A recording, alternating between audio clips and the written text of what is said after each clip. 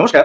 Mixed টুপ মিডিয়ায় তোমাদের প্রত্যেককে স্বাগত। আজকে সবথেকে যেটা এই মুহূর্তের বড় খবর, তোমরা অলরেডি এর আগের ভিডিওতে পেয়েছো যে আমাদের পশ্চিমবঙ্গের স্বাস্থ্যমন্ত্রী তিনি ঘোষণা করেছেন যে 15ই জুলাই অর্থাৎ মাত্র আর কয়েকটা দিন বাকি।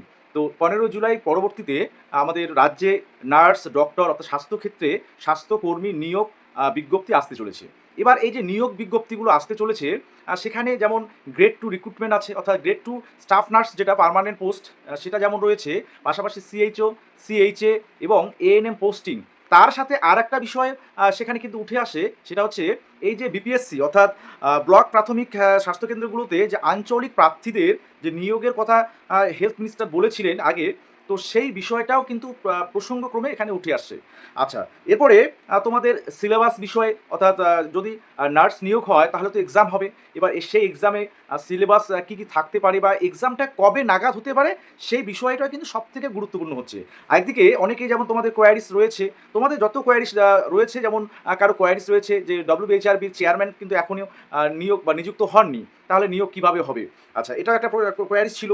এবার যে নার্সিংয়ের ক্ষেত্রে যে সিলেবাসটা, সেক্ষেত্রে সেন্ট্রালের যে নার্সিংয়ের সিলেবাসগুলো সেগুলো কি ফলো করা হবে? কারণ ইতিমধ্যে এসএসসির ক্ষেত্রে অর্থাৎ স্কুল সার্ভিস কমিশনের ক্ষেত্রে বলা হয়েছে যে ইউপিএসসি ধাঁচে সেটা করা হবে। তো স্বাস্থ্যক্ষেত্রে তাহলে কি নর্সেট বা আরআরবি নার্সিং অফিসার রিক্রুটমেন্টের বা সিবিটি তাদের নিয়ম অনুযায়ী বা তাদের যে বিষয়গুলো সেগুলো ফলো করা হবে? ইন্টারভিউ থাকবে কি না, মানে সমস্ত কিছুই এখানে থাকছে। এবং অবশ্যই প্রস্তুতির বিষয়টা তো থাকছেই, যে তোমাদের প্রস্তুতি কিভাবে তোমরা নেবে, কারণ সময় হাতে কম পেতে পারো। তোমাদের এক্সাম কবে নাগাদ হতে পারে সেই বিষয়গুলো আমি ডিটেলস আজকে এই ভিডিওর মাধ্যমে শেয়ার করবো। দেখো, অবশ্যই ফার্স্ট টাইম তোমরা যারা আছো অবশ্যই চ্যানেলটি সাবস্ক্রাইব করবে, ভিডিওটা একটু শেয়ার করবে। ওকে। আচ্ছা, প্রথমেই যে বিষয়টা বলি, যে নার্স নিয়োগ হচ্ছে এটা কনফার্ম। তোমাদের আমি এর আগেও বলেছিলাম যে নতুন সরকার যেহেতু এসছেন, ওনারা কিন্তু প্রথমেই চাইবেন যে রিক্রুটমেন্ট বিষয়গুলোকে এগিয়ে নিয়ে যেতে। তো এগিয়ে নিয়ে যেতে মানে ওনাদের মতো করে নতুন হয়তো বা রিক্রুটমেন্ট পদ্ধতি বা আসতে পারে, সেক্ষেত্রে পূর্ণ পদ্ধতিগুলো আলাদা মানে সেগুলো নাও থাকতে পারে। সেক্ষেত্রে যে বিষয়গুলো উঠে আসবে, যে সবার প্রথমেই আমাদের staff nurse recruitment permanent job হিসাবে ডব্লিউবিএইচআরবি গ্রেড 2 রিক্রুটমেন্ট। তো গ্রেড 2 রিক্রুটমেন্ট অর্থাৎ পার্মানেন্ট পোস্ট, তাহলে সেখানে পার্মানেন্ট পোস্ট কীরকম থাকতে পারে? তোমরা এই বিষয়টা অনেকেই কিন্তু একটু এই বিষয়টা নিয়ে চিন্তিত আছো যে ভ্যাকান্সি কতগুলো থাকতে পারে বা পার্মানেন্ট পোস্টে আদৌ রিক্রুটমেন্ট হবে কিনা। দেখো, পার্মানেন্ট পোস্টে অবশ্যই রিক্রুটমেন্ট হবে, ভ্যাকান্সি কত থাকবে সেটা কিন্তু এই মুহূর্তে বলা সম্ভব নয়। তবে যেটা এই মুহূর্তে বা এখন যেটা মনে হচ্ছে, সেটা হচ্ছে যে গত যে রিক্রুটমেন্ট, সেই রিক্রুটমেন্টে যেরকম ভ্যাকান্সি ছিল সেই রকমই ভ্যাকান্সি থাকার সম্ভাবনা। তো ভ্যাকান্সি যে খুব একটা বেশি থাকবে এমনটাও কিন্তু আশা করা সেটা ঠিক এই মুহূর্তে বলা যাচ্ছে না। তাহলে মোটামুটি ধরে নিতে পারি আমরা 5 থেকে 7 হাজারের মতো ডব্লিউবিএইচআরবির গ্রেড 2 রিক্রুটমেন্ট হতে পারে। অনেকের প্রশ্ন ছিল যে ডব্লিউবিএইচআরবি তো চেয়ারম্যান সেটা নিয়োগ হয়নি এখনও, তাহলে কি? দেখো, ইতিমধ্যে স্কুল সার্ভিস কমিশনের চেয়ারপারসন বা চেয়ারম্যান কিন্তু নিযুক্ত হয়েছেন। এবার মুখ্যমন্ত্রী, আমাদের মাননীয় মুখ্যমন্ত্রী, তিনি কিন্তু স্পষ্ট বলেছেন যে কোনো রাজনৈতিক ব্যক্তিত্ব এই যে রিক্রুটমেন্ট বোর্ডগুলোর যে চেয়ারপারসন বা প্রেসিডেন্ট এই সমস্ত পোস্টে থাকবেন না। অর্থাৎ এসএসসি চেয়ারম্যান যিনি হয়েছেন তিনি রাজনৈতিক ব্যক্তিত্ব নন, একজন আইএএস অফিসার অবশ্যই। তো এক্ষেত্রে অর্থাৎ ডব্লিউবিএইচআরবির ক্ষেত্রেও কিন্তু বিষয়টা দ্রুততার সহিত অর্থাৎ চেয়ারম্যান নিয়োগ হবে এমনটাই কিন্তু জানা যাচ্ছে বা শোনা যাচ্ছে। তো যাই হোক, সেই বিষয়টা। আর তোমাদের একটা বলে রাখি যে ইতিমধ্যে হেলথ ডিপার্টমেন্ট থেকে কিছু বিশেষ গুরুত্বপূর্ণ বিষয়, অর্থাৎ কারা কোন দায়িত্বে আছেন সেই রিলেটেড বিষয়গুলো কিন্তু পাবলিশ করা হয়েছে। সেই নোটিফিকেশানগুলো তোমরা দেখতে পাচ্ছ, অর্ডারগুলোর। আচ্ছা, এরপরে আসি যে ডব্লিউবিএইচআরবির রিক্রুটমেন্ট অর্থাৎ গ্রেড 2 রিক্রুটমেন্ট, সেখানে শুধুমাত্র কি নার্সিং রিক্রুটমেন্ট হবে? তাহলে ফার্মাসিস্ট, টেকনোলজিস্ট এদের হবে না? দেখো, ডব্লিউবিএইচআরবি রিক্রুটমেন্ট হলে তোমাদের নার্সিং রিক্রুটমেন্ট যেমন থাকছে, পাশাপাশি বাকিগুলোও থাকবে। ডক্টরস তাদের কথা ইতিমধ্যে বলা হয়েছে, এবং টেকনোলজিস্ট, ফার্মাসিস্ট এদেরও নিয়োগ কিন্তু হবে। আচ্ছা, এবার আসি, যেমন আমাদের স্বাস্থ্যমন্ত্রী কিছুদিন আগে বলেছিলেন যে ব্লক প্রাথমিক স্বাস্থ্যকেন্দ্রগুলিতে আঞ্চলিক প্রার্থীদের, হ্যাঁ, কন্ট্রাকচুয়াল বেসিসে নিয়োগের কথা কিন্তু বলেছিলেন, এবং তিনি সেই সময়টাতে বলেছিলেন যে সেটা নিয়ে ওনার সাথে মুখ্যমন্ত্রী আলোচনা চলছে। তাহলে সেই বিষয়টা, অর্থাৎ এক্ষেত্রে দেখো একটা বিষয় বলি, আমাদের রাজ্যে ইতিমধ্যে ন্যাশনাল হেলথ মিশনে কেন্দ্রীয় সরকার প্রচুর পরিমাণ অর্থ অনুমোদন করেছেন, প্রায় 2063 কোটি টাকা। তো এই সংখ্যাটা, অর্থাৎ এই টাকার অ্যামাউন্টটা কিন্তু যে কম তা কিন্তু নয়, অনেক অ্যামাউন্ট কিন্তু বরাদ্দ করেছেন সেন্ট্রাল সরকার। তাহলে এই যে সিএইচও নিয়োগ বা সিএইচএ নিয়োগগুলো, সেগুলো যেমন মানে সেগুলো গুরুত্বপূর্ণ এবং সেগুলো হচ্ছে সমান্তরালভাবে সেগুলো এগিয়ে যাবে। পাশাপাশি আঞ্চলিক প্রার্থীদের নিয়ে, হ্যাঁ, ব্লক প্রাথমিক স্বাস্থ্যকেন্দ্রগুলিতে কর্মীর ঘাটতি মেটানোর জন্য তাদেরকেও কিন্তু নিয়োগের বিষয় একটা থাকছে। তো তাহলে এই যে নার্সিং রিক্রুটমেন্ট সেটা কিন্তু অনেক দিক দিয়েই হতে পারে। ডব্লিউবি এইচআরবির গ্রেড 2 রিক্রুটমেন্ট পার্মানেন্ট পোস্টে সেটাও যেমন হওয়ার সম্ভাবনা, পাশাপাশি তোমাদের সিএইচও রিক্রুটমেন্টগুলো আছে। এবার সেটা এই মুহূর্তে আমি বলতে পারছি না যে সেগুলো যেখানে শেষ হয়েছিল সেখান থেকেই শুরু হবে, নাকি নতুন করে আবার রিক্রুটমেন্টগুলো হবে, অর্থাৎ আবার নোটিশ পাবলিশ করে নতুন করে ফর্ম ফিল আপ হোক বা নতুন করে এক্সাম হোক বা নতুন করে এক্সাম বা ইন্টারভিউর মধ্য দিয়ে হবে, সেটা এই মুহূর্তে বলা কিন্তু একেবারেই সমীচীন নয় বা একেবারে বলা মুশকিল যাচ্ছে না।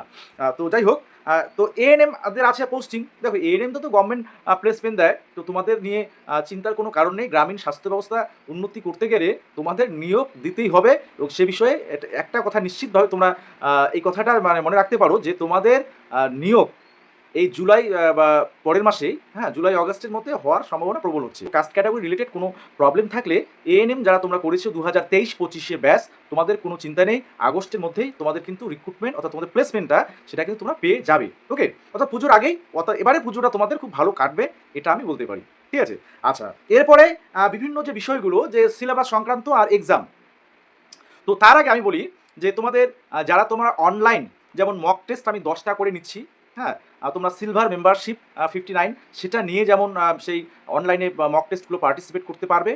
পাশাপাশি তোমরা পেমেন্টের মাধ্যমেও কিন্তু 59-এ সেই 10টা অনলাইন মক টেস্ট দিতে পারবে, প্রতি সপ্তাহে 2টো করে থাকছে, এবং ইতিমধ্যে 4টে মক টেস্ট কিন্তু হয়ে গেছে, এই সপ্তাহে আবার 2টো হবে। তো যারা নতুন করে জয়েন করবে তোমাদের আগেরগুলোর লিঙ্কও তোমরা পেয়ে যাবে। ওকে, যারা ইচ্ছুক অবশ্যই তোমরা হোয়াটসঅ্যাপে নক করবে, হোয়াটসঅ্যাপ নাম্বারটা স্ক্রিনে দেখতে পাচ্ছ। এবার অনলাইন কোচিং রিলেটেড যে বিষয়টা, যে স্টাফ নার্স গ্রেড 2 যে রিক্রুটমেন্ট, দেখো তোমাদের ইতিমধ্যে যে বিষয়টা বলেছিলাম যে সেকেন্ড ব্যাচ সেটা কিন্তু চলছে। তো সেই সেকেন্ড ব্যাচে তোমরা যারা যোগদান করতে ইচ্ছুক, সেটা মেম্বারশিপ অর্থাৎ অনলি মেম্বারশিপ নিয়েই কিন্তু সেই ব্যাচটা হবে। সেখানে তোমরা যেমন পিডিএফ নোটস পাচ্ছ, পিডিএফ কিছু ম্যাটেরিয়ালস পাবে, তার মক টেস্ট তোমাদের জন্য থাকছে, অনলাইনে যেগুলো হচ্ছে সেগুলো তোমরা পার্টিসিপেট করতে পারবে সেটা থেকেই। ওকে, পাশাপাশি তোমাদের ক্লাস ভিডিও থাকছে। ঠিক আছে, তো এবার এক্সাম বা প্রিপারেশনটা তোমরা কীভাবে নেবে দেখো, তাহলে শুধুমাত্র যে পিডিএফ নোটস, যেমন পিডিএফ নোটস আমি আলাদা করে তোমাদের দেবো যারা নিতে ইচ্ছুক, পরবর্তী সময়ে কিছুদিন পরে অর্থাৎ 15 জুলাইয়ের পরে সিলেবাসটা দেখে, কারণ সিলেবাস বিষয়ে সেখানে যদি নর্সের বা আরআরবির সিলেবাসগুলো ফলো করে, তাহলে নার্সিং যে কোর্স সাবজেক্ট সেগুলোর পাশাপাশি নন নার্সিং থাকারও সম্ভাবনা থাকছে। তাহলে সিলেবাসটা দেখে আমি কিন্তু যেহেতু নন নার্সিং যদি থাকে তাহলে সেই বিষয়ে পিডিএফসগুলো তৈরি করতে হবে। তো সেক্ষেত্রে আমি তোমাদের বলবো যে এই রিক্রুটমেন্টের নোটিফিকেশান আসার পরে তোমরা অবশ্যই খবর পাবে এবং চ্যানেলের মাধ্যমে জানতে পারবে পিডিএফস নোটস বা পিডিএফস মক টেস্ট থেকে শুরু করে অনলাইন মক টেস্ট নতুন করে আরও কিন্তু হবে। তো সেই বিষয়গুলো যারা নিতে ইচ্ছুক হবে তার প্রসেসটা আমি বলে দেবো। ঠিক আছে, আর বাড়িতে যারা এখনও প্রিপারেশান শুরু করোনি, আমি তোমাদের বলতে পারি, যেমন তোমরা পিআর যাদবের, এই যে পিআর যাদবের এটা হচ্ছে তোমার দুটাই, অর্থাৎ ভলিউম 1 যেটা সেটা হচ্ছে তোমাদের ডিসক্রিপটিভ টাইপ, অর্থাৎ তোমাদের সেখানে ভলিউম 1-এ ভলিউম 1 এবং 2 এই দুটোকে তোমরা ফলো করতে পারো।